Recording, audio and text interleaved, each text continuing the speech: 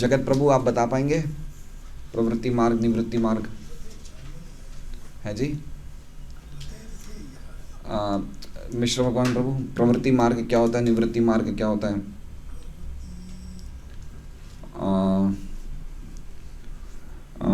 कबीर प्रभु आप बता पाएंगे? प्रवृत्ति मार्ग क्या है, निवृत्ति मार्ग क्या है? इसमें लिखा है, जैसे प्रभुपाद ने तात्पर्य में वैराग्य द्वारा निवृत्ति तथा आसक्ति द्वारा प्रवृत्ति नामक दो उपखंडों का वर्णन किया।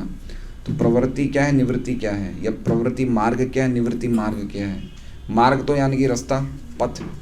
भगवान को प्राप्त करने के रास्ते पे चलते हैं उसे प्रवृत्ति मार्ग कहते हैं। जो भगवान को प्राप्त करने के रास्ते पे चलते हैं उसे प्रवृत्ति मार्ग बोलते हैं, और जो विमुख चलते हैं उसे निवृत्ति मार्ग। जो भगवान के विमुख चलते हैं वो, इनके सब जवाब से सब सहमत हैं? उल्टा बोल दिया इन्होंने, आपने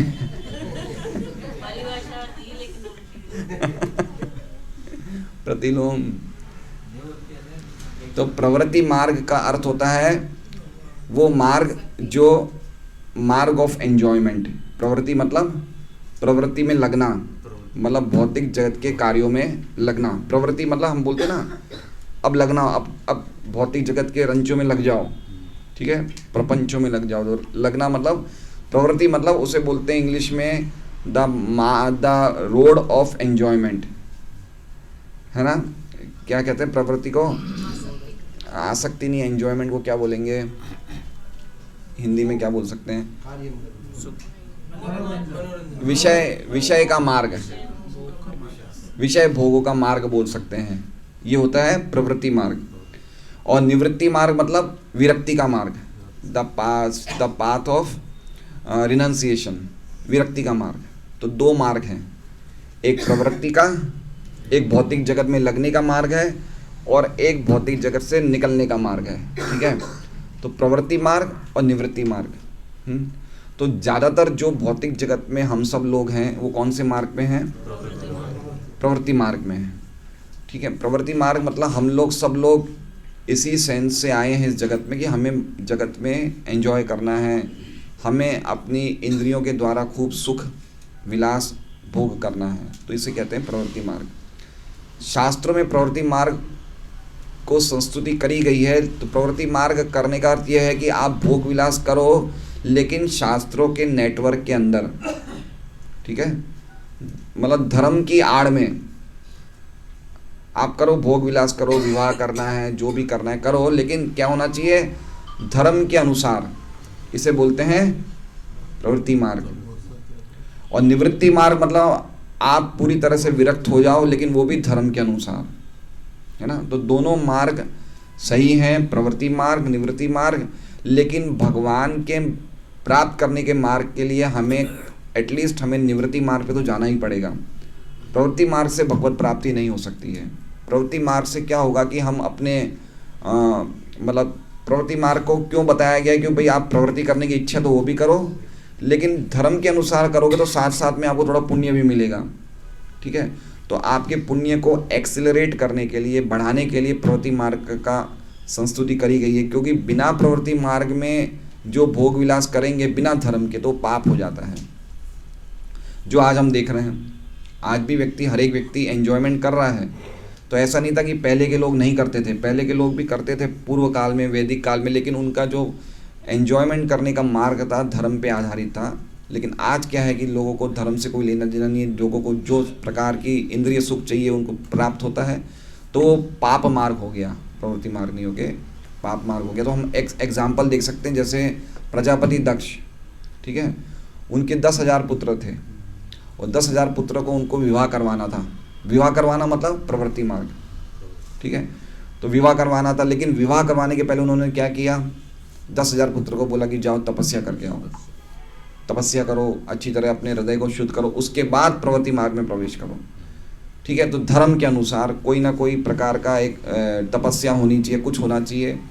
तो हम लोग जैसे उन्होंने फिर उन प्रवृत्ति मार्ग में एंटर हुए होने की कारण से भेजा उन्होंने, दक्ष प्रजापति ने, और फिर नारद जी ने उनको विरक्ति का मार्ग सिखा दिया, निवृत्ति मार्ग सिखा दिया। दक्ष प्रजापति को बड़ा गुस्सा है कि मेरे बेटे को मैंने भेजा था कि वो जगत में विवाह आदि करे, और राज्य करे, लेकिन आपने उनको सीधा निवृत्ति का मार्ग सिखा दिया। तो उन्होंने क्या किया, वापस 1000 संतान उत्पन्न करी और 1000 बच्चों को फिर भेजा। उन 1000 बच्चों को वापस नारद जी ने प्रीचिंग करके सबको ब्रह्मचारी बना दिया। तो फिर प्रजापति दक्ष ने श्राप दिया, बोले कि आप ऐसा कैसे कर सकते हैं, व्यक्ति को जब तक आप सुख भोग नहीं दोगे तो वो कैसे विरक्त होगा। आप पहले उनको थोड़ा सुख भोग तो आस्वादन करने दो, आप पहले ही विरक्ति का मार्ग बता रहे हो। व्यक्ति सुख भोग करेगा, उसके बाद उसको उसमें दुख की अनुभूति होगी तो ही तो विरक्ति में जाएगा, लेकिन आप तो उसको पहले ही आस्वादन किए, पहले ही उसको विरक्ति का मार्ग बता रहे हो। तो नारद जी ने बोला नहीं भाई, ऐसा नहीं होता है, जो एक बार सुख भोग में लग गया वो विरक्ति में आ ही नहीं सकता है। बात सही है। कैसा, कितना मुश्किल है गृहस्थ आश्रम में 50, 55, 60 साल के व्यक्ति से निकल के वहाँ पर स्वीकार करना, कितना मुश्किल लग रहा है उनको। तो नारद जी ने ये बताया। प्रजापति दक्ष ने बात को नहीं मानी, श्राप दे दिया, बोले तुम कोई भी जगह 2-3 दिन से ज़्यादा नहीं रुक पाओगे। तो नारद जी ने श्राप को स्वीकार किया। प्रभुपाद जी बोले कि ऐसे ही मुझे हमारे फॉरेन के डिसाइपल के माता पिताओं ने मुझे श्राप दिया, इसलिए मैं कोई भी जगह 2-3 दिन से ज़्यादा नहीं रुक पाता हूँ। तो ये प्रवृत्ति का मार्ग है, निवृत्ति का मार्ग है। तो ये हमें समझना चाहिए कि हम जिस मार्ग पे भौतिक जगत में आए थे वो प्रवृत्ति के मार्ग से आए थे, लेकिन अब हम कैसे ना कैसे हम कौन से मार्ग में अब आ गए, भक्ति अब निवृत्ति का मार्ग है। लेकिन भक्ति का सौंदर्य ये है कि भक्ति एक तरह से लगती प्रवृत्ति है, क्योंकि हम कोई ना कोई एक्टिविटी में लगे हुए हैं, सुबह मंगल आरती से लेके कोई ना कोई कार्य में लगे हुए हैं, और ये सब कार्य इंद्रियों के द्वारा ही कर रहे हैं। तो लग रही है ये कि भाई इसमें कुछ खुशी सुख है, मतलब भक्ति का स्वभाव ही ऐसा है कि हम लगते हैं तो ऐसा लग रहा है हम कुछ एक्टिविटी में लगे हुए हैं, लेकिन वो हमें सुख प्रदान करने वाला है। तो है ये निवृत्ति का मार्ग, लेकिन हमें लग रहा है हम प्रवृत्ति में लगे हुए हैं, लेकिन है ये निवृत्ति का मार्ग। इसलिए भक्ति करते करते करते निवृत्ति अपने आप आ जाती है। ये भक्ति का सौंदर्य है, ये भक्ति का सौंदर्य। इसलिए क्या होता कि प्रभुपाद जी के शुरू के कुछ शिष्य थे, तो लड़के लड़की सब आपस में प्रभुपाद जी लेक्चर देते आते तो सुनते थे। तो अब काफ़ी लड़के लड़की साथ में रहते थे। अब फॉरेन में तो इस चीज़ को बुरा मानते ही नहीं, वो तो कल्चर ही ऐसा है। तो प्रभुपाद जी के पास आए, बोले आप हमें दीक्षा दो। तो प्रभुपाद जी ने बोला पहले आप दोनों शादी कर लो। तो प्रभुपाद जी ने उनका विवाह कराया। विवाह करने के बाद फिर आप साथ में रहो, फिर हम दीक्षा देंगे। तो वो व्यक्ति, वही 3 कपल जिनको उन्होंने सबसे पहले दीक्षित किया था, उनको फिर इंग्लैंड भेजा 1968 में। और वो मतलब शादीशुदा जो 3 कपल थे, उन्होंने इतना ज़बरदस्त इंग्लैंड में प्रचार किया और इंग्लैंड में सेंटर बनाया और खूब प्रचार किया उन्होंने। श्याम सुंदर थे, एक मुकुंद थे और एक ब्रह्मानंद थे। तो कहने का मतलब कि पति पत्नी आश्रम में रहें, व्यक्ति आश्रम में रहे लेकिन पति पत्नी के साथ रहता है, तो उसका जो निवृत्ति मार्ग है वो सिद्ध हो जाता है, और वो घर परिवार में रह के भी वो निवृत्ति मार्ग में चल सकता है। तो भक्ति का सौंदर्य ये है ना। तो इसलिए भक्ति इतनी स्ट्रांग है कि चाहे व्यक्ति कितना भी ज़्यादा प्रवृत्ति मार्ग में लगा हो, लेकिन भक्ति करने से धीरे धीरे में उसमें विरक्ति का स्वभाव आ ही जाएगा। तो इसलिए हमने ये सब पढ़ा। लेकिन ये भक्ति कब प्राप्त होगी, जब हम वर्णाश्रम का एक हमें बैकग्राउंड मिलेगा, तो हमें भक्ति में बहुत ज़्यादा सरलता मिल जाएगी। इसलिए प्रभुपाद जी ने पूरा वर्णाश्रम में, कल हमने जैसे देखा कि सबसे पहले वर्णाश्रम के लिए ज़रूरी है कि हम मनुष्य बने, और मनुष्य के लिए कल 9 गुण बताए गए। कौन से 9 गुण थे? क्रोध न करना, झूठ न बोलना,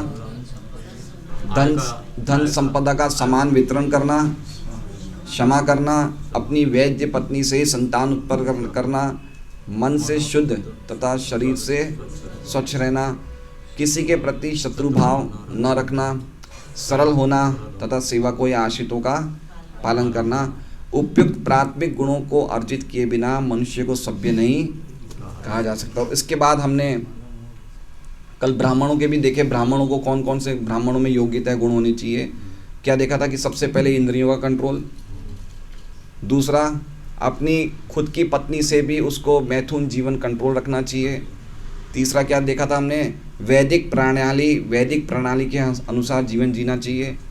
चौथा हमने देखा था गीता और भागवत का गंभीरता से अध्ययन करना चाहिए। 5वां आध्यात्मिक ज्ञान प्राप्त करने के लिए उसे कोई शुद्ध भक्त के पास जाना चाहिए।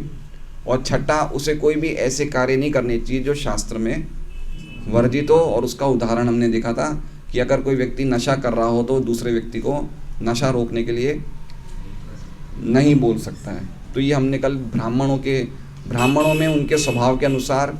अब देखिए, अब इसमें ये पॉइंट समझने जैसा है कि जो भी हमने पहले मनुष्यों का योग्यता देखी कि मनुष्य सभ्य मनुष्य बनने के लिए क्या योग्यताएं चाहिए, 9 योग्यताएं, और एक ब्राह्मण बनने के लिए या ब्राह्मण में क्या योग्यताएं होनी चाहिए। अब ये पॉइंट ये समझना चाहिए, ये सब योग्यताएं हैं, योग्यताओं के अनुसार ही व्यक्ति मनुष्य कहा जाएगा या फिर ब्राह्मण कहा जाएगा। खाली मनुष्य शरीर में जन्म लेने से ही मनुष्य नहीं बन जाता है, पॉइंट समझ रहे हैं? या फिर ब्राह्मण परिवार में या ब्राह्मण के बेटा बनने से कोई व्यक्ति ब्राह्मण नहीं बन जाता, उसमें क्वालिटीज़ होनी चाहिए।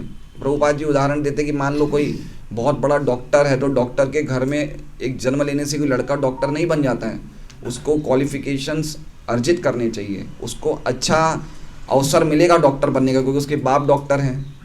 लेकिन इसका मतलब ये नहीं कि बिना वो डॉक्टर बने उसको डॉक्टर कहा जा सकता है। तो उसी प्रकार से ये गुण हमारे में अर्जित होने चाहिए अगर हम वास्तव में ब्राह्मण या मनुष्य बनना चाहते हैं।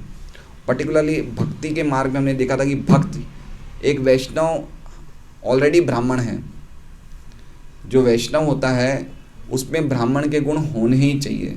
तो ये जो हमने 6 गुण पढ़े बाद में जो ब्राह्मण को अर्जित करने चाहिए, ये वैष्णव में ये आने चाहिए।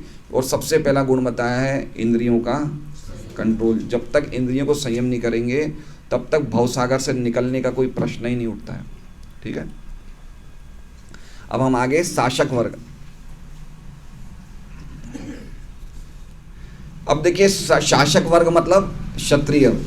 ठीक है, जो व्यक्ति सतोगुण में रहता है वो उसको कहा जाता है ब्राह्मण, जो व्यक्ति रजोगुण में रहता है उसे कहा जाता है क्षत्रिय। तो रजोगुण का व्यक्ति भी जी सकता है, ऐसा नहीं कि वो नहीं जी सकता है, उसके कुछ अलग क्वालिटीज़ होनी चाहिए उसमें, उसको कौन से योग्यताएं होनी चाहिए।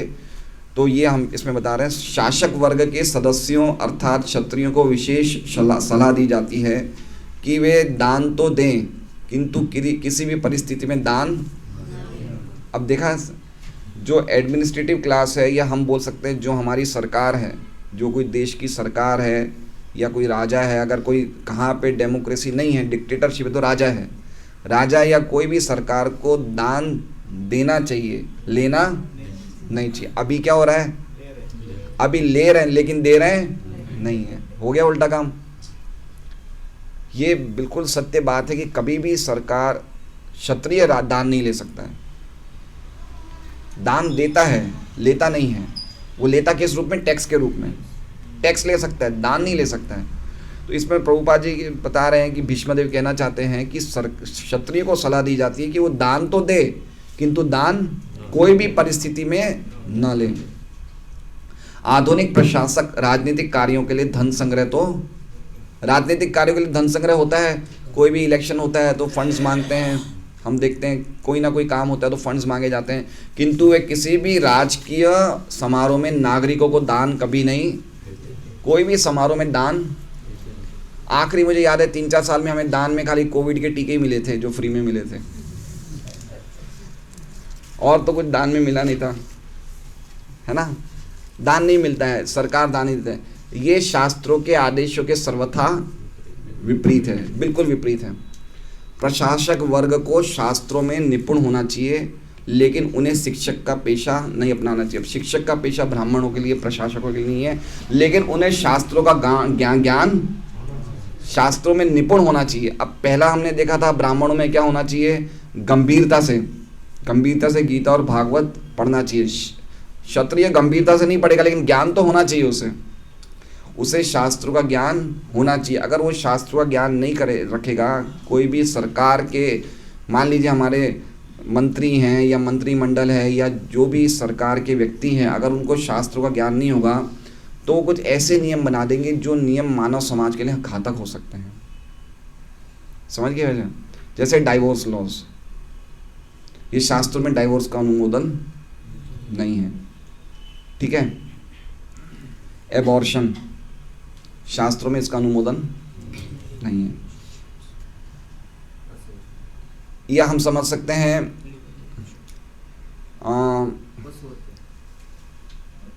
गौ माता की हत्या सबसे बड़ी बात है। पशु हत्या, हल्के पशुओं की हत्या फिर भी यज्ञ के अंतर्गत हो सकती है, लेकिन गौ माता की हत्या तो बिल्कुल सर्वथा वर्जित है। लेकिन इस प्रकार का कोई, उससे सब कुछ विपरीत हो रहा है, ठीक है। अब हम देख सकते हैं अब ऐसे लॉज बनाने से कितना बड़ा नुकसान हुआ है। अभी कोई लड़की का, कोई विवाहित स्त्री का कोई अपने पति से नहीं बनता है, तुरंत उसको पता है कौन सा लॉ है, कौन सा लॉ है, तलाक का नियम है, डाइवोर्स लॉ है, डाइवोर्स ले लेती है। आप समझ रहे हैं, अगर ये लॉ होता ही नहीं तो डाइवोर्स की परंपरा चालू ही नहीं होती है। आप समझ रहे हैं, मंदोदरी के पति रावण थे। मंदोदरी जानती थी कि रावण बिल्कुल जिसे कहते हैं विषयी कामी व्यक्ति है। हनुमान जी जब जाते हैं लंका में तो रावण के महल में इतनी सारी स्त्रियों को देखते हैं, लेकिन मंदोदरी ने कभी रावण को डाइवोर्स दिया? वो रही रावण के साथ और एक पतिव्रता स्त्री की तरह रही, ठीक है। मजे की बात यह है कि जब रावण मरता है तो मंदोदरी खूब रोती है कि आप चले गए, अब लंका का ध्यान। मंदोदरी को भली भांति पता था कि रावण ने खूब अत्याचार किए हैं, लेकिन फिर भी एक पत्नी की भूमिका उन्होंने पूरी निभाई, ठीक है। अभी क्या हो रहा है कि हमें लॉज इस प्रकार के मिल गए हैं कि हमें थोड़ी सी बात पे तो हम लोग डाइवोर्स ले लेते हैं। कौन पत्नी सहन करेगी कि उसका पति इतनी स्त्रियों के साथ ये सब क्रीड़ाएं करे? कौन सहन करेगी पत्नी? लेकिन मंदोदरी ने सहन किया ना, क्योंकि वो पूरा कल्चर ही ऐसा था। अभी कल्चर ऐसा हो गया कि स्त्रियों को भी बराबर समानता देनी चाहिए, कोई भी चीज़ में उनको पीछे नहीं रहना चाहिए। तो पूरा देखिए कितने कैसे कैसे नियम हो गए। अब एक नियम है लिव इन रिलेशन, ये भी सरकार ने इसको भी वो दे दिया, क्या कहते हैं, मेरे हिसाब से हो गया ना, ये है ना, हो गया ना, ये मंजूरी दे दी है। अब लिव इन रिलेशन में क्या हो रहा है कि वो एक तरफ बोलते हैं कि 18 साल से व्यक्ति को कम शादी नहीं कर सकता, लेकिन साथ में रह सकता है। अगर ये नियम निकाल दे कि उसको शादी करनी ही पड़ेगी तो ये गलत काम होंगे ही नहीं। आप समझ रहे हैं, प्रवृत्ति मार्ग है सबका, सबको, लड़के लड़कियों को एक उम्र में आसक्ति होती है तो भाई उनकी शादी करा दो ना पहले ही। अब शादी 18 से पहले नहीं, 18-21 क्या एज है, शादी नहीं कराते हैं तो लिव इन रिलेशंस में रहते हैं और उसमें बिल्कुल गलत काम होते हैं। चाइल्ड मैरिज, ये एक बहुत ही साइंटिफिक सिस्टम था, बाल विवाह, लेकिन बाल विवाह को बंद कर दिया गया।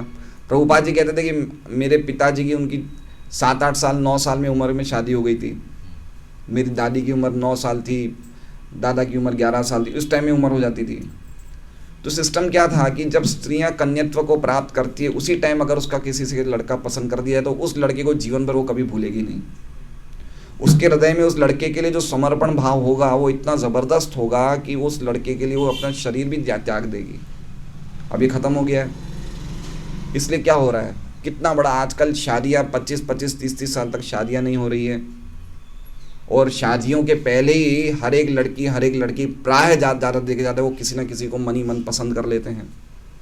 सिस्टम कैसा कोलैप्स हो रहा है, कितना सिस्टम ख़त्म हो रहा है। तो पहले का सिस्टम कितना साइंटिफिक था कि जल्दी बच्चों की शादी कर दो, बच्चे एक दूसरे के प्रति वफादार रहेंगे, अच्छी संतानें उत्पन्न करेंगे। तो ये सब सिस्टम ख़त्म हो गए।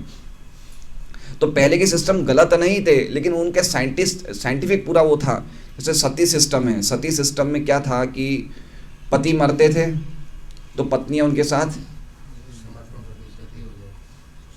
सिस्टम गलत नहीं था, लेकिन बाद में क्या हुआ कि ज़बरदस्ती स्त्री को अग्नि में डाल दिया जाता था। तो इस सिस्टम को फिर वो बंद कर दिया अंग्रेज सरकार ने।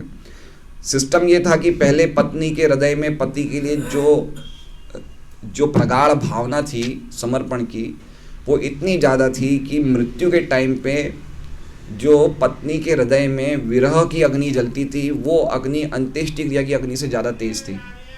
इसलिए जब वो अंत्येष्टि क्रिया की अग्नि में प्रवेश करती थी तो उसको गर्मी, वो ताप नहीं लगता था। अब वो विरह की अग्नि होगी तो सब खत्म हो गई, अब ज़बरदस्ती आप अग्नि में डालोगे तो अग्नि में दर्द तो होगा ही होगा। आप समझ रहे हैं बात को? तो पहले का सिस्टम देखा जाए तो वो सही था, लेकिन एक्चुअली में गलत तरीके से सरकार को, क्षत्रिय जाति को शास्त्र का ज्ञान खत्म हो गया है। अब देखिए कितने क्षत्रिय आप देखेंगे, आप चले जाइए कोई भी ज़्यादातर ऑफिस में, तो या तो आम्बेडकर की फ़ोटो होगी या साईं बाबा की होगी। कहाँ राम दरबार या राधा कृष्ण की फ़ोटोएँ बहुत कम क्षत्रियों के ऑफिस में होती है। तो उनको कोई नॉलेज ही नहीं है भगवान कौन है, गीता भागवत में क्या लिखा है, बहुत कम नॉलेज है ना। नरेंद्र मोदी हमारे जो प्रधानमंत्री है, उनके आने के बाद कुछ ना कुछ थोड़ा बहुत हुआ है। वो खुद प्रधानमंत्री एक धार्मिक प्रभाव के प्रकार के व्यक्ति हैं और वो कुछ कर रहे हैं, तो इससे पूरी प्रजा पे कितना अनुकूल प्रभाव पड़ता है। और ये अगर इस प्रकार के व्यक्ति प्रधानमंत्री तो क्या था, कैसा होता है? कौन से प्रधानमंत्री चीफ मिनिस्टर थे तमिलनाडु के, क्या नाम था? चिदम्बरम था, जिनके दोनों बच्चों का एक का नाम था स्टेलिन, एक का नाम था हिटलर। कौन थे? रामचंद्रन, करुणानिधि। भगवान को ही नहीं मानते, कोई प्रकार का भगवान में या आस्तिकता में कोई उनका कोई प्रकार का वो नहीं था, और नाम भी ऐसे रखे स्टेलिन और हिटलर। तो आप समझ रहे हैं बात को? तो एक क्षत्रिय को शास्त्रों का ज्ञान होना कितना जरूरी है, जिससे कि मानवता को सही रास्ते पे ला सके। तो ये बता रहे हैं कि शास्त्रों का ज्ञान, प्रशासक वर्ग को शास्त्रों में निपुण होना चाहिए, लेकिन उन्हें शिक्षक का पेशा नहीं अपनाना चाहिए। प्रशासकों को कभी भी अहिंसक बनने का स्वांग नहीं करना चाहिए, जिससे उन्हें नरक जाना पड़े। ठीक है, गांधी जी ने क्या किया? आज़ादी के टाइम पे आधे शस्त्र किसको दे दिए?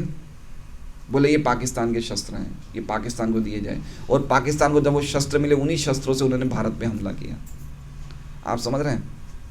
तो अननेसेसरी हम खाली अहिंसक बनने का हमें स्वांग नहीं करें। जहाँ पे हिंसा की जरूरत है वहाँ पे हमें हिंसा करनी चाहिए। प्रशासकों को प्रशिक्षित करना चाहिए कि उनको जहाँ जरूरत हो वहाँ पे हिंसा करनी चाहिए। और पहले सिस्टम ये था कि मान लो प्रभुपाद जी ने काफ़ी बार अपने लेक्चरों में कहा है कि कश्मीर के जो राजा थे वो इतने स्ट्रांग थे कि अगर कोई चोर चोरी करता पकड़ा गया तो उसके हाथ ही काट दिए जाते थे, जिससे कि आगे वो चोरी करे ही नहीं। और आज की तारीख में हम देखते हैं अगर कोई मृत्यु भी करता है तो उसको लंबी सजाएं दी जाती है। ज़्यादातर उनको मृत्युदंड आजकल मेरे हिसाब से बंद जैसा ही हो गया है।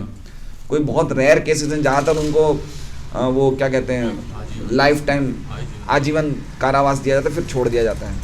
मनु संहिता में लिखा है कि अगर हम किसी ने मृत्यु करी तो उसको अगर उसी जीवन में दंड मिल जाए तो उसको उसके पुराने पाप सब खत्म हो जाते हैं, और उसको दंड नहीं मिलता तो वो उसके पाप अगले जन्म में भोगने के लिए उसे फिर वापस आना पड़ता है। तो जो भी दंड दिए गए हैं इनका बहुत बड़ा साइंस है कि क्यों दंड दिया जाता है, लेकिन आजकल उसको एक कृपा के दौर पे बल पे छोड़ दिया जाता है। तो ये सब बता रहे हैं कि उसे अननेसेसरी अहिंसक बनने का स्वांग नहीं करना चाहिए, जिससे उन्हें नरक जाना पड़े। जब अर्जुन कुरुक्षेत्र के युद्ध स्थल में अहिंसक कायर बनना चाह रहा था, तब भगवान कृष्ण ने उसकी तीव्र प्रताड़ना की। श्री भगवान ने अहिंसक पथ स्वीकार करने हेतु अर्जुन को असभ्य पुरुष तक कह डाला। क्या कहा डाला? तुम असभ्य पुरुष। याद है वो श्लोक कौन सा है जिसमें भगवान ने अर्जुन को असभ्य पुरुष कहा? गीता जी का श्लोक है। तुम युद्ध नहीं कर रहे थे इसलिए भगवान ने कहा असभ्य पुरुष। ठीक है, ये आपका क्यूज है, कल बता देना आंसर ढूंढ के।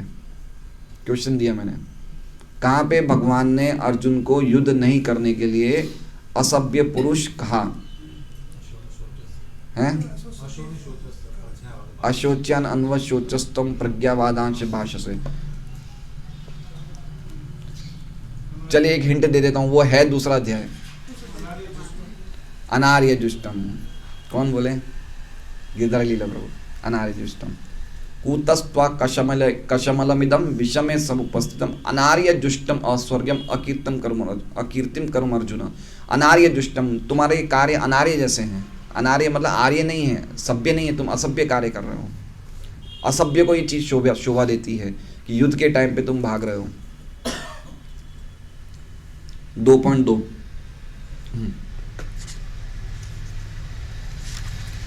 प्रशासक वर्ग को व्यक्तिगत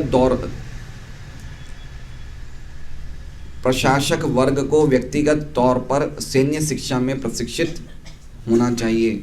मात्र वोटों की संख्या के आधार पर कायरों को राष्ट्रपति के पद पर नहीं बैठाना चाहिए।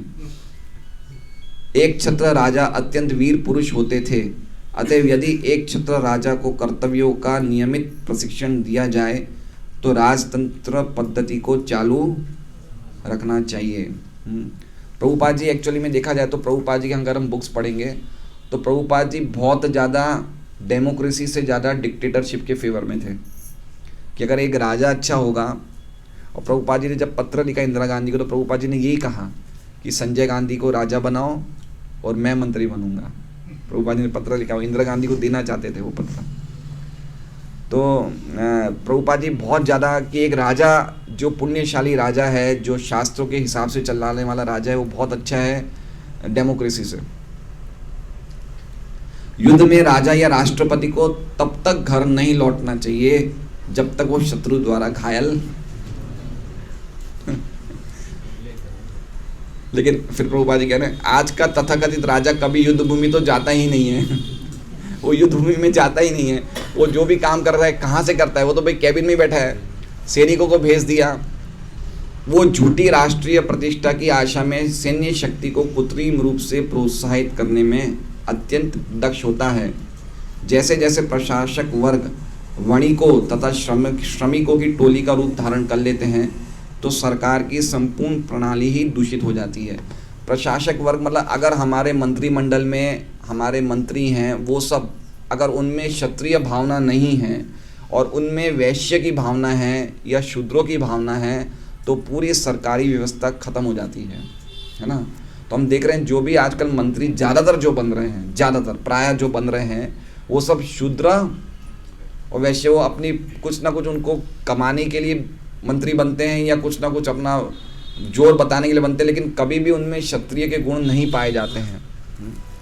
इसलिए ब्राह्मण और क्षत्रिय दोनों ही आज की तारीख में, अभी तक हमने क्षत्रिय और ब्राह्मणों के दो के गुण पढ़े और दोनों ही आज की तारीख में क्या है, ना कोई सच्चा ब्राह्मण बचा है ना कोई सच्चा क्षत्रिय बचा है। तो वर्णाश्रम सिस्टम कोलैप्स हो गया है। सही, ब्राह्मण है भी, इंटेलिजेंट क्लास के लोग हैं, रूलिंग क्लास के लोग भी हैं, लेकिन इन चीज़ों को फॉलो नहीं कर रहे हैं। अब तीसरा कौन सा वर्ग हुआ? ये सब हमारे लिए अच्छा है, व्यापारी वर्ग। अब पढ़ते हैं क्या लिखा है। व्यापारी वर्ग के सदस्यों अर्थात वैश्यों को विशेष रूप से आदेश है कि वो गायों की, सबसे पहला आदेश क्या दिया प्रभुपाद जी? क्या बोल रहे हैं प्रभुपाद जी? नहीं, भगवान कह रहे हैं गौरक्षीय कृषि गौरक्षीय वाणिज्यम, गायों की रक्षा सबसे पहले की जाए। देखिए महाराज इक्ष्वाकु के एक बेटे थे, इक्ष्वाकु के बेटे थे या वैवस्वत मनु के बेटे थे, जिनका नाम था प्रश्रद्ध, राजा प्रश्रद्ध। और वो 9वें स्कंद में बताया है वो इतने बड़े गौरक्षक थे कि वो ब्रह्मचारी थे और वो पूरी रात हाथ में तलवार लिए गौशाला में खड़े रहते थे, जहाँ गायों का, राजाओं के गायों का वो रहता था, वहाँ खड़े रहते थे और कोई भी गायों की पूरी सुरक्षा करते थे। तो एक बार क्या हुआ कि वो रात को शेर आ गया उसमें, गायों के उसमें झुंड में, तो अंधेरा था तो शेर को मारने के लिए भागे। शेर एक गाय को पकड़ के ले गया और अंधेरे में शेर को मारने के गलती से गाय का गला काट दिया। तो फिर वशिष्ठ जी ने उन्हें श्राप दिया, लेकिन बाद में वो इतने बड़े योगी बने कि वो भगवत धाम को प्राप्त होते हैं, क्योंकि गलती से हुआ, उनसे जानबूझ के नहीं हुआ। मतलब बताया जाए कि गाय की रक्षा पे इतना जोर दिया जाता था। और कोई से एग्जाम्पल दे सकते हैं गौ रक्षा पे? हम लोग कौन से राजा का एग्जाम्पल दे सकते हैं भागवत में से? परीक्षित महाराज सबसे बेस्ट एग्जाम्पल है ना। परीक्षित महाराज ने गाय की रक्षा, एक गाय कटने जा रही थी तो परीक्षित महाराज ने तुरंत तलवार उठा के कली को, भाई ये गौ कृषि मतलब गौ रक्षा कितनी इंपॉर्टेंट है। और ये विशेष रूप से ये दायित्व किसका है? वैश्यों का। क्षत्रियों का दायित्व है मनुष्यों की रक्षा, वैश्य का दायित्व है पशुओं की रक्षा। ठीक है, गायों की रक्षा करें। गायों की रक्षा करने का अर्थ है दूध से बनी वस्तुएं अर्थात दही तथा मक्खन की वृद्धि। देखिए, एक नंद महाराज की कितनी गायें थी? 9 लाख गायें थी। उनका जो असली बिजनेस था वो गायों का बिजनेस था, डेयरी प्रोडक्ट्स। और डेयरी प्रोडक्ट्स बनाने से वो इतने धनी बन गए। तो अगर हमें बिजनेस करना तो किसका करें? डेयरी प्रोडक्ट्स का। और वो डेयरी प्रोडक्ट्स में घी बना सकते हैं, इतनी सारी गौ माता से इतनी सारी चीज़ें बन सकते हैं। उससे हम लोग इकोनॉमिकली प्रॉस्परस हो सकते हैं, आर्थिक रूप से समृद्ध हो सकते हैं। और यही चीज़ बताई गई है। गायों की रक्षा करने का अर्थ है दूध से बनी वस्तुएं अर्थात दही तथा मक्खन की वृद्धि। तो जितनी ज़्यादा चीज़ें ज़्यादा बनेगी उतनी ज़्यादा वितरित होगी, है ना। और आगे लिख रहे हैं प्रभुपाद जी, व्यापारी वर्ग का मुख्य कर्तव्य है कि कृषि तथा खाद्य सामग्री के वितरण के साथ ही वैदिक ज्ञान की शिक्षा प्राप्त करें। अब देखिए, वैश्यों के लिए भी वैदिक ज्ञान की शिक्षा प्राप्त करना जरूरी है। मतलब वैश्य को भी शास्त्रों का ज्ञान होना चाहिए। और इसमें साथ में लिखा है कि कृषि तथा खाद्य सामग्री के वितरण के साथ, तो हम देखते हैं कृषि, गौरक्षीय, वाणिज्य, 3 चीज बताई। कृषि मतलब खाद्य सामग्री, गौरक्षीय मतलब गौ माता की रक्षा, और वाणिज्य को क्या कहा गया है कि जो खाद्य सामग्री एक्सेस बनती है, जिसका प्रोडक्शन एक्सेस है, उसका आप ले बेच कर सकते हो, वो वैश्यों का कार्य है। ये टेक्नोलॉजी, फैक्ट्री, ये सब वैश्यों का कार्य नहीं है। ये वैश्यों का कार्य है। टेक्सटाइल भी नहीं आता है, समझ रहे हैं आप। ये वैश्यों का कार्य है ही नहीं। वैश्यों का कार्य 3 बताए, कृषि, गौरक्षीय, वाणिज्य। यद्यपि जो टेक्सटाइल का व्यापार करते हैं वो सब बिजनेसमैन हैं और होशियार हैं, लेकिन जैसा हमने बोला कि उनकी क्वालिटीज़ का क्या हो रहा है? दुरुपयोग हो रहा है। अगर इन्हीं कामों में लग जाए, अच्छा देखिए, आज व्यक्ति को कमाई कौन से काम में होती है? होटल में। आप देखिए, होटलों में खाने पीने के काम मामले में कितना व्यक्ति कमाता है, क्योंकि खाने पीने की वस्तुएं व्यक्ति को सबसे पहले भाती है। अभी हमारे घर के पास ही वो दयाल जी आश्रम में मिलेट की स्टॉल लगी थी, मिलेट महोत्सव। सरकार ने ऑर्गेनिक मिलेट का वो लगाया था, और हम लोग गए तो रात को सब स्टॉलों में से आधे से ज़्यादा सामान बिक गया था, क्योंकि लोगों को खाने के लिए बहुत अच्छी चीज़ें चाहिए और खाने के शौकीन भी हैं। तो अगर कोई इस प्रकार का व्यापार किया जाए जो खाने से संबंधित हो, गौ माता के आइटम से संबंधित हो, तो बहुत ज़बरदस्त फ्लरिश हो सकता है। लेकिन अभी ये चीज़ से तो हमने बिल्कुल कंप्लीटली निगलेक्ट कर लिया ना। हम दूध कौन सा पी रहे हैं, घी कौन सा खा रहे हैं, पूरी तरह से ज़ीरो हो गया ये बात तो, है ना। अभी क्या कंसेप्ट हो गया है, ये जो गौरक्षा बताया है, कैसे बताया है, जैसे मान लीजिए सुरेश जी अपने घर में रह रहे हैं, मनुसूद प्रभु रह रहे हैं, इन सबके पास गाय होनी चाहिए। गौशाला का कॉन्सेप्ट नहीं है प्रॉपर, पॉइंट समझ रहे हैं। गौशाला के कंसेप्ट में क्या हो रहा है कि एक ही व्यक्ति पे बहुत ज़्यादा लायबिलिटी आ जाती है गायों की रक्षा करने के लिए, और अल्टीमेटली जितनी भी गौशाला है वो ज़्यादातर आखिर में नुकसान में ही रहती है।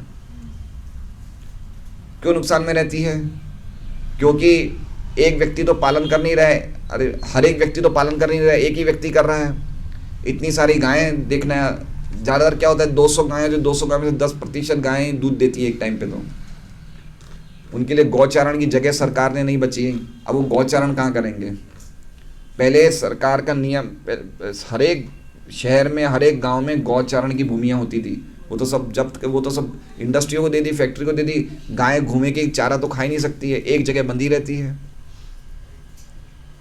तो चारा खरीदने के लिए पैसा चाहिए, तो फिर पैसा कहाँ, पैसा तो खर्च हो रहा है गौशाला में। इसलिए मैंने कल ही हमारे मुरली जी शर्मा उनसे बात करी, बोले प्रभु जी हमारी ये सोमलाई गौशाला हर साल नुकसान में जाती है, फिर हम लोग सकरात के दिन बहुत बड़े अलग अलग जगह वो दान इकट्ठे करने के वो लगाते हैं, और सकरात के दिन ही हमें 70-80 लाख मिल जाते, तो हमारा एक तरह से आप समझो नुकसान खत्म हो जाता है, लेकिन नफ़े का तो कोई सवाल ही नहीं है। उन्होंने बताया, कल मैंने इससे गौशाला से संबंधित उनसे बात करी, बोले जितनी भी गौशाला हैं ये सब नुकसान में चल रही है। तो गौरक्षा मतलब कैसे? हर एक व्यक्ति को गौरक्षा करनी चाहिए, हर एक व्यक्ति के घर में गाय होनी चाहिए। अब वो कैसे संभव है? हम फ्लैट में रहते हैं, दो घर का 2 रूम का फ्लैट है, कैसे गाय रखें? हमारे मन में भावना है गौ सेवा करने की, लेकिन अब वो माहौल ही नहीं रहा। तो वैश्यों के लिए भी वर्णाश्रम प्रणाली एक तरह से फ्लॉप हो गई है शहरी सिस्टम में। सही बात है। गाय के साथ हम रहना ही नहीं जानते। गायों के साथ रहने में इतना आनंद है कि आपको लगेगा आप जीवन का असली आनंद उठा रहे हो। गायों के साथ इतना आनंद है। गायें इतनी अफेक्शनेट होती है, इतनी स्वभाव की होती है कि एक बार आपने उनको कुछ दे दिया ना, भूसा रोटी दे दी या गुड़ दे दिया, वो आपको भूलेगी नहीं, वो याद रखती है आपको। इतना उनमें स्नेह की भावना होती है गौ माता में। मनोज भाई उस दिन बता रहा था। कब? मनोज सहले वाले। हाँ हाँ हाँ, बराबर, यस। और काफ़ी व्यापारियों ने भी गौशालाएं चालू कर दी। पिछले मेरे हिसाब से 5 साल में काफ़ी व्यापारियों ने अपनी अपनी गौशालाएं लगाना शुरू कर दी, क्योंकि उनको बहुत अच्छा लगता है। और ये बिल्कुल बात फैक्ट है कि जितनी हम गायों की रक्षा करेंगे उतना हमारा पुण्य मिलेगा, उतनी धन अपने आप ही मिलेगी। अपने व्यापार में, अपने कार्यों में समृद्धि अपने आप ही मिलेगी गौ माता की रक्षा करने से। बहुत बड़ा ये विज्ञान है, लेकिन सब इसे कंसेप्ट कर रहे हैं, इसको सब निगलेक्ट कर रहे हैं। गौ माताएं बाहर घूम रही है, प्लास्टिक खा रही है। लोग ऐसे ही प्लास्टिक की थैली में रोटी डाल के थैली को गांठ मार के ऐसे छोड़ देते, तो बेचारी गाय वो थैली के साथ ही खा जाती है। क्या दुर्गति हो रही है बताइए। तो कैसे प्रभुपाद जी कहते हैं कि जिस देश में गौ रक्षा निगलेक्ट हो रही हो, जिस देश में गायें काटी जा रही हो, वो देश के लोग कैसे सुखी हो सकते हैं? हो ही नहीं सकते। जब तक गौ ब्राह्मण हिताय च, भगवान का नाम क्या है? नमो ब्रह्मण्य देवाय गौ ब्राह्मण। भगवान का सबसे पहला काम है गायों को और ब्राह्मणों का हित करना। और भगवान ने ये ड्यूटी दी है वैश्यों को और क्षत्रियों को।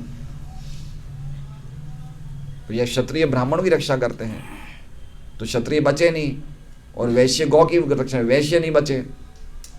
आजकल वैश्य कितने बड़े बड़े व्यापारी कुत्ते रखेंगे, गाय नहीं रखेंगे।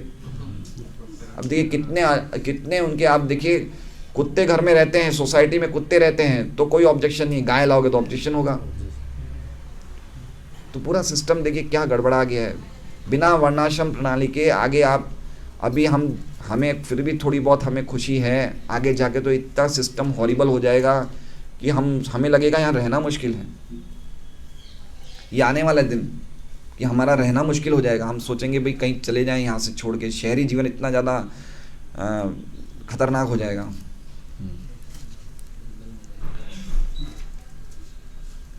हाँ, तो खाद्य सामग्री के वितरण के साथ ही वैदिक ज्ञान की शिक्षा प्राप्त करें।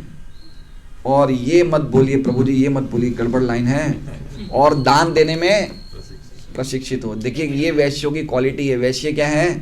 दान देना बहुत। वैश्य सुंदर बनता है दान देने से। लड़कियां सुंदर बनती है विवाह के पश्चात, और वैश्य कब सुंदर बनता है?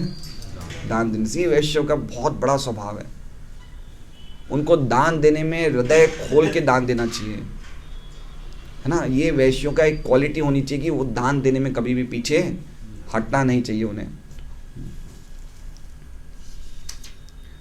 दान देने में प्रशिक्षित हो। जिस प्रकार क्षत्रियों पर प्रजा की सुरक्षा का भार सौंपा जाता है, उसी प्रकार वैश्यों पर पशुओं की सुरक्षा का भार था। पशु कभी भी वध किए जाने हेतु नहीं होते हैं। पशु वध बर्बर समाज का ही एक लक्षण है। मनुष्य के लिए कृषि उत्पाद, फल तथा दुग्ध ही पर्याप्त तथा अनुकूल खाद्य पदार्थ हैं।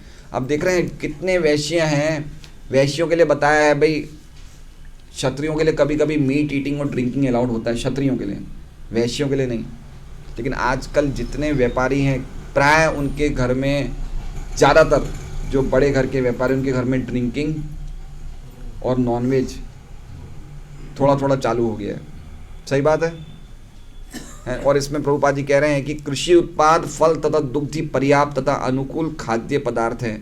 मानव समाज को पशु की सुरक्षा पर अधिक ध्यान देना चाहिए। श्रमिक या उत्पादक शक्ति का दुरुपयोग तब होता है।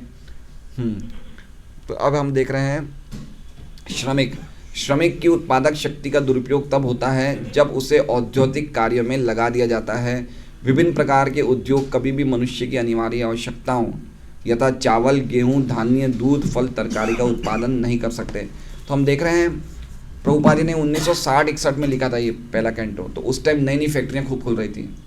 जवाहरलाल नेहरू प्रधानमंत्री थे, और नेहरू ने क्या वो दिया था स्टेटमेंट कि आने वाले समय में भारत में फैक्ट्री मंदिर हैं, तो फैक्ट्रियों को खोलना बड़ा प्रोत्साहन दिया जाता था, है ना। बड़ी बड़ी कंपनियां जो भारत में उस टाइम आज से 60-70 साल पहले जो खुली थी, तो बहुत बड़ी बड़ी कंपनियां खुलती थी, फैक्ट्रियां थी। और प्रभुपाद जी कह रहे हैं कि फैक्ट्री से कभी भी चावल गेहूँ उत्पादन नहीं हो सकते हैं। और फैक्ट्री से क्या होता है, मशीनों तथा मशीनी औजारों के उत्पादन से स्वार्थी वर्ग के लोगों के कृत्रिम रहन सहन को बढ़ावा मिलता है और हजारों लोग भूखों मरते हैं तथा अशांत बनते हैं। सभ्यता का मानक ये नहीं होना चाहिए। कोई अगर फैक्ट्री में काम करेगा ना, अगर कोई व्यक्ति जिसमें ब्राह्मण का स्वभाव होगा या उसके वैष्णव अगर होगा ना, वो फैक्ट्री में ज़्यादा लंबा टाइम काम, वो फैक्ट्री के माहौल में काम नहीं कर सकता है वो। इसलिए फैक्ट्रियों का जो कार्य है ना, उसको भगवत गीता में बताया है उग्र कर्म। क्या बताया? ये बताया है, ये होमवर्क आपके लिए। उग्र कर्म कहाँ लिखा हुआ है भगवत गीता में? कल मुझे बता देना श्लोक, उग्र कर्म से संबंधित कौन सा श्लोक गीता में है। तो फैक्ट्रियों को या इस प्रकार का जिसमें मशीनों का इस्तेमाल ज़्यादा होता है, उन कार्य को उग्र कर्म बताया है। शूद्र, अब देखिए शूद्रों का, वैश्यों का हो गया, अब किनका है? शूद्र वर्ग कम बुद्धिमान होता है और उसे कभी भी स्वतंत्रता नहीं मिलनी चाहिए। वे समाज के 3 उच्चतर वर्णों की सेवा करने के निमित्त हैं। शूद्र वर्ग उच्चतर वर्णों की सेवा से ही जीवन की संपूर्ण सुविधाएं प्राप्त कर सकता है। अब प्रभुपाद जी कहते हैं कि जो मॉडर्न एजुकेशनल सिस्टम है वो क्या है, वो लोगों को क्या बना रहा है? वो शूद्र बना रहा है ना। सब शूद्र बन रहे हैं। आप इतनी बड़ी पढ़ाई कर लो, लेकिन वो आखिर में कहाँ जाएगा? कंपनी में जाएगा, बड़े कंपनी में जॉब के लिए अपने मेरा पैकेज ये है, मेरा जॉब ये है, वही कर रहे हैं। तो मॉडर्न एजुकेशन क्या है? लोगों को शूद्र बना रही है। शूद्र वर्ग उच्चतर वर्गों की सेवा से ही जीवन की संपूर्ण सुविधाएं प्राप्त कर सकते हैं। शूद्रों के लिए विशेष आदेश है कि वे धन संचय, देखिए क्या लिखा है, शूद्रों के लिए धन संचय नहीं करना है। आप जितना शूद्रों को धन दे दोगे वो उसका क्या करेंगे? उसका दुरुपयोग करेंगे। प्रभुपाद जी लिख रहे हैं यहाँ पे, जो ही शूद्र धन संग्रह कर लेते त्यों ही इसका दुरुपयोग सुरा, सुंदरी तथा जुआ खेलने में करने लगते हैं। सुरा, सुंदरी तथा जुआ खेलना इसके सूचक है कि जनता शूद्रों से भी नीचे गिर चुकी है। स्पष्ट बात है। क्या क्या चीज़ बताइए? सुरा, सुंदरी और जुआ। और आज के समाज में ये तीनों चीज़ों का प्रपोर्शन बढ़ रहा है। ठीक है, आप देखिए अलग अलग जगह नॉनवेज लारियां हैं। ड्रिंक को भी अभी सुनने में आता, ड्रिंक को भी सूरत गुजरात में वो कर देंगे, परमिट मिल जाएगी, आप ड्रिंक्स भी रख सकते हो। और सट्टा है, सट्टा मतलब IPL मैचेस या जो भी ये मैचेस होते हैं या ये सब होते हैं, इसमें खुलेआम खेलों पे सट्टे करे जाते हैं। तो ये सब चीज़ें बढ़ रही हैं, और ये सब चीज़ें बढ़ रही है इसका मतलब लोग शूद्रों से भी ज़्यादा नीचे गिर रहे हैं, क्योंकि शूद्रों में भी ये क्वालिटीज़ नहीं हैं। शूद्रों में भी प्योरली अगर आज देखा जाए तो हम बोलते हैं कलौ शूद्र संभवा, लेकिन देखा जाए तो कलयुग में सच्चे शूद्र भी नहीं बचे हैं। शूद्र में भी गुण होते हैं, लेकिन कलयुग में अच्छे शूद्र भी नहीं बचे हैं। उच्च जातियों को हमेशा शूद्रों के पालन का ध्यान रखना चाहिए और उन्हें अपने इस्तेमाल किए गए पुराने वस्त्र देने चाहिए। शूद्र अपने स्वामी को तब भी न छोड़े जब वो वृद्ध तथा अशक्त हो जाए, और मालिकों को चाहिए कि वे सेवक। शूद्र अपने स्वामी को कभी भी नहीं छोड़े। तो अभी हम तो देखते हैं भाई, मान लीजिए मुझे 5 लाख का पैकेज मिल रहा है, कभी प्रभु मुझे 5 लाख का पैकेज दे रहे हैं, कोई व्यक्ति 6 लाख, मैं वहाँ चला जाऊँगा। आप समझ रहे हैं? पूरा बेसिस ही क्या हो गया? लोभ और लालच हो गया है। तो इसमें क्या कह रहे हैं कि शूद्र को पैसा तो दिया ही नहीं जाता था। उनको क्या सिस्टम क्या था? पैसा नहीं देते थे। भाई क्या चीज़ चाहिए आपको? अनाज चाहिए, एक बोरी अनाज की रख दी। कपड़े चाहिए, पुराने कपड़े दे दिए। घर चाहिए, घर बनवा दिया। पैसे की जरूरत कहाँ पड़ी? शादी हुई करवा दो, सेठ ही शादी, बेटी की शादी करे, शादी करवा दो। समझ रहे बात को? पैसा दोगे तो उसे बुद्धि ही नहीं है पैसे का यूज़ कैसे करना चाहिए। उस व्यक्ति को बुद्धि नहीं है। आप कोई छोटे बच्चे को हम पैसा दे दें, शूद्र को कैसे बताइए? छोटा बच्चा छोटे बच्चे को पैसा दे दो, दुरुपयोग करेगा। अब शूद्र को आपने दे दिए रुपये, वो कैसे उसको यूज़ करेगा पता ही नहीं है। इसलिए सेठ ये सब चीज़ें करवाता था, शूद्र उसकी ईमानदारी से नौकरी करता था। और सेठ ही, ऐसा देखा है हमने कि पुराने ज़माने में सेठ ही उनके सब शादी ब्याह सब वही कराते थे, घर बना दिया, सब कर दिया। आज भी कभी कभी ऐसे घरों में देखा जाता है कि ऐसे ऐसे नौकर है जो 50-50 60-60 साल रहते हैं वहीं पे, उनकी पूरी पीढ़ी वही सेठ की नौकरी करती है और उनके बच्चे भी उनके बच्चों की नौकरी करते हैं। लेकिन आजकल ये पैकेज सिस्टम चला गया है, चल दिया, तो भाई तू कितना दे रहा है, भाई मुझे 10,000 मिल रहा है, तुझे कितना मिल रहा है, 11,000। अगले दिन तो बोल देता सेठ मुझे 11,000 करो, मैं तो जा रहा हूँ। और उसकी भी गलती नहीं है ना, इतनी महंगाई बढ़ गई है, पूरा कंपटीशन का ज़माना है, तो वो देखता है जहाँ ज़्यादा मिल रहा है वहाँ जाऊँ। तो शूद्रों के लिए भी वर्णाश्रम सिस्टम का जो बैकग्राउंड मिलना चाहिए वो अब नहीं बचा। इसलिए प्रभुपाद जी चाहते थे कि वर्णाश्रम प्रणाली को वापस स्थापित किया जाए। इसलिए प्रभुपाद जी का सपना था कि एक प्रॉपर समाज हो जिसमें वर्ण के अनुसार, आश्रम के अनुसार कार्य किया जाए। इसलिए 2 प्रकार के वर्णाश्रम हैं, एक आसुरी वर्णाश्रम, एक देव वर्णाश्रम। जो जाति के अनुसार वर्ण का विभाग होता है, जन्म के अनुसार, वो होता है आसुरी। कि भाई ये ब्राह्मण है, ब्राह्मण का बेटा ब्राह्मण है, तो ये आसुरी वर्णाश्रम होता है। और आसुरी वर्णाश्रम के कारण जो अत्याचार हुए, उसके कारण अलग अलग दलित वर्ग बन गए, या कोई अलग, जैसे आप समझिए अम्बेडकर का एक अलग मार्ग हो गया, भाई अत्याचार हुआ, हम गिरे हुए हिंदुओं पे अत्याचार हुआ, क्यों? ये आसुरी वर्णाश्रम के कारण। प्रभुपाद जी की क्या इच्छा थी? देव वर्णाश्रम। देव मतलब उसकी क्वालिटीज और कर्म के अनुसार उसका वर्ण का, आश्रम का निश्चित किया जाए। और 4 चीज़ें सबको ही करनी है, 2 चीज़ें, 16 माला जप, चाहे वो देव वर्णाश्रम में चाहे कोई भी रहेगा, चाहे ब्राह्मण रहेगा, क्षत्रिय, वैश्य, शूद्र, सबको क्या करना है? 16 माला जप और 4 नियमों का पालन। और फिर वो अपनी क्वालिटीज़ के हिसाब से, भाई जैसे मान लीजिए कोई व्यक्ति, अभी मान लीजिए मैं बहुत ज़्यादा बोलने में होशियार हूँ, लेकिन हो सकता है मैं कुछ कारीगरी वाले काम में होशियार नहीं हूँ, तो 16 माला मुझे भी करनी है, उस कारीगर को भी करनी है, लेकिन वो काम कर सकता है। अपने गुणों के अनुसार, उसमें क्या गुण है उसके अनुसार वो चयन करें, लेकिन आश्रम की पद्धति के अनुसार 16 माला सबको करनी। ये देव वर्णाश्रम समाज खोलने की प्रभुपाद जी की इच्छा थी। और इसलिए उनके मार्गदर्शन में महाराज ने अलग अलग जगह, जैसे नंदग्राम खोला है, साउथ में कुर्मग्राम खोला है, साउथ में कुर्मग्राम है, बहुत देखने लायक जगह है। 60 एकड़ जगह में श्रीकाकुलम आंध्र प्रदेश उड़ीसा की जगह बनाया, कुएँ वुए ऐसे सब बनाए हैं। और सुबह सुबह मल त्याग करने के लिए पुरुष लोग बाहर ज़मीनों में जाते हैं, बिल्कुल ऐसा सिस्टम बनाया है, देखने लायक जगह है। और पहाड़ों के बीच में बहुत ही, मतलब जिसे कहते हैं नेचुरल ब्यूटी है। और हमें एक बार जाना चाहिए भक्तों को। जैसे नंदग्राम है, नंदग्राम से भी ज़्यादा सुंदर पूरा वो वहाँ का नेचुरल ब्यूटी वहाँ पे बहुत ज़्यादा है, कुर्मग्राम में 60 एकड़ ज़मीन में। और ऐसा ही एक फार्म वहाँ पे है फॉरेन में, जर्मनी में, हंगरी में, देखने लायक फार्म है।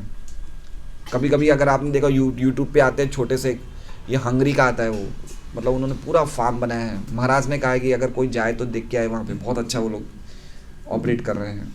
तो ये फार्म सिस्टम, वर्णाश्रम धर्म सिस्टम, इस तरह से प्रभुपाद जी की इच्छा थी। किसी भी शूद्र अपने स्वामी को तब भी ना छोड़ें जब वह वृत्त तथा अशक्त हो जाए, और मालिकों को चाहिए कि सेवकों को सभी प्रकार से संतुष्ट रखे।